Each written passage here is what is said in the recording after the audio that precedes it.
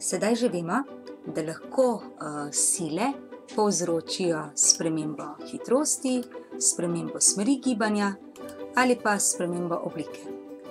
In zato, da bomo lahko merili sile, bomo uporabili spremembo oblike. Glede na to, kako telo spremeni obliko, ločimo prožna in neprožna telesa. Vsa telesa, na katere pritisnemo silo, spremenijo obliko. Ko silo vzamemo, se telo premakne nazaj. Če se premakne nazaj, je to prožno telo. Če se ostane na istem položaju, je to neprožno. Sedaj bomo gledali, kaj je prožno telo, kaj je neprožno. Kot smo že prej videli, je polštek prožno telo. Tukaj imamo plišja, bomo videli, če ga stisnemo in ga potem vzamemo silo, se bo vrnil na prejšnji položaj. Zato je to prožno telo. Sedaj bomo pogledali mlečni riž. Mlečni riž, ko vanj ga pritisnemo, notri ostane luknja, zato ni to prožno telo.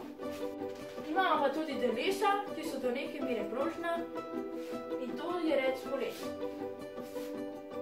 Koles, če les probamo zlomiti, se do neke mere ne zlomi.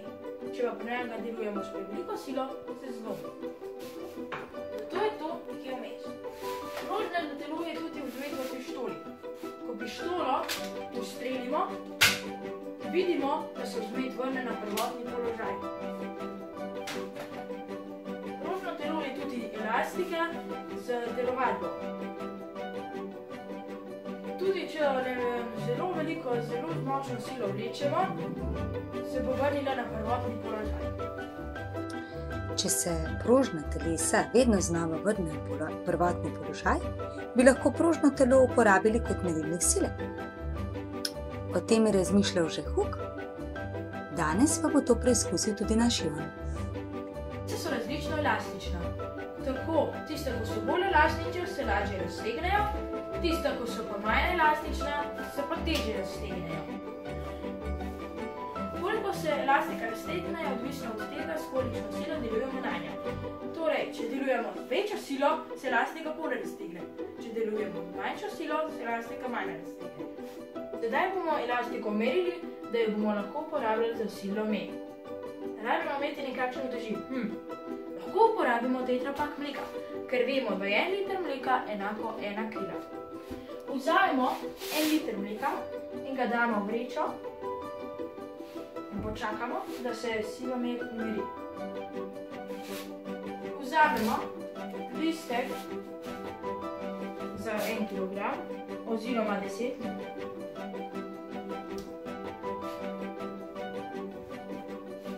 Sedaj bomo dodali še 3 kg. Da bomo dobili, koliko se raztegne pri 30 kg.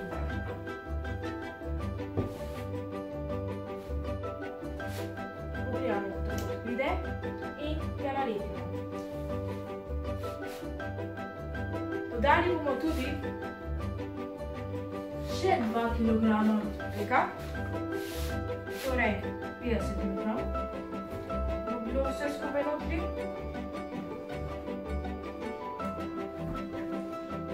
In sedaj počakamo, da se umiri. In označimo, da kot je prišlo. Zdaj bomo pogledali, s kolikšno silo lahko delujem z mojo roko. Vidim, da lahko delujem silo 50 newtonov. Sedaj nas zanima, kakšna je teža te knjige. Vzamemo knjigo, jo damo v vrečo, jo pustimo dol in vidimo, da je malo več kot 30 newtonov oziroma 3 kg. Če pa nas zanima masa manjših stvari, kot je tale avtomobilček, lahko naredimo tudi manjši silomer.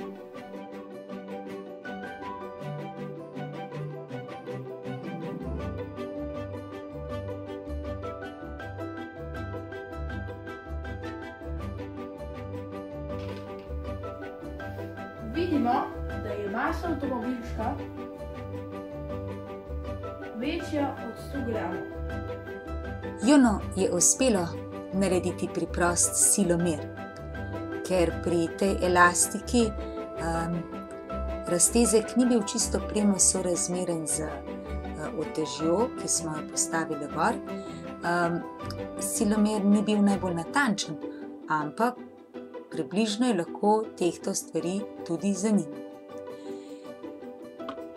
Pravi silomeri imajo v notranjosti namesto elastike vzmet. Huh je namreč ugotovil, da je raztezek vzmeti premo sorazmeren z silo vzmeti. Sila vzmeti pa je nasprotno enaka uteži, ki jo na vzmet obešamo. Poglejmo, pri masi uteži 100 gramov imamo raztezek 1 cm. Če maso povečamo na 200 gramov, imamo raztežek že 2 cm in tako naprej. Kot vidimo, res dobimo graf premega sorazmerja. Če imamo takšen graf, lahko iz njega brez težav očitamo vrednost teže pri določenem raztezku. Recimo, če je raztezek 5 cm, vidimo, da je sila, ki deluje na vzmet, nekaj več kot 0,8 N.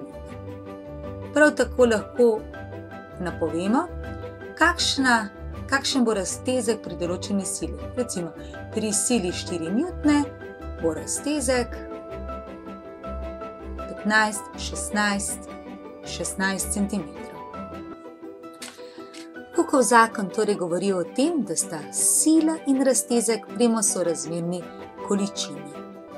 Zapišemo ga lahko tudi tako. Sila vzmeti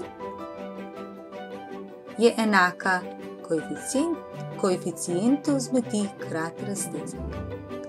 Koeficient vzmeti je lahko recimo 4 N na centimeter. To bi pomenilo, da bi v primeru, ko bi obesili na vzmet utež s težo 4 N, da bi se v tem primeru ta utež raztegnila za 1 cm. Če bi se raztegnila za 2 cm, bi se seveda to pomeni, da bi bila gor obesena dvakrat večja utež.